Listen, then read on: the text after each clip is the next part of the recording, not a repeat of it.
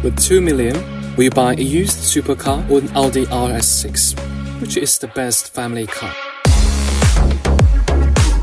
Today, I've got the latest Audi RS6 performance version. As an owner of Audi RS6 for 2 years, let me talk about its pros and cons. Then you will know if you should buy it. First advice, do not collocate according to the performance version. This is the simplest one.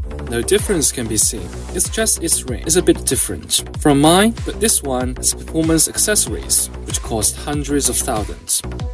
For instance, the front carbon symmetric brake and its DRC. If you choose a DRC suspension worth about tens of thousands, there's no air suspension that performs well dramatically, but once we buy it for an altitude, the air suspension is softer and it may make your car lower, so the air suspension is better for an altitude car. It also adopts rear wheel steering, an expensive choice, which is not necessary for an altitude car. But what emotional value can it provide? First, people know you are rich because you give up a 2 million supercar for it. Bro, it's the best family car, which offers all that you want. What's more, the 2.0T twin turbo V8 engine. When it's switched to the thrilling S2 mode, you can feel the progress of powerlifting by hitting the gas. The sound waves of the exhaust is also initiated. The feeling of accelerating is much better than an EV, which has no feeling at all when you speed up.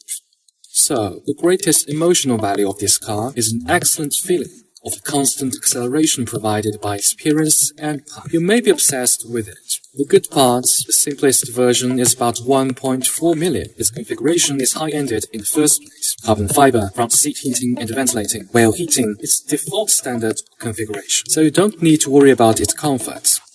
The problem is, its system isn't so convenient. Plus, it's a standard wheelbase one of the A6, so there's not much space for legs in the back. Though it's a large station wagon, the rear seats are a bit hard, and its angle is straight.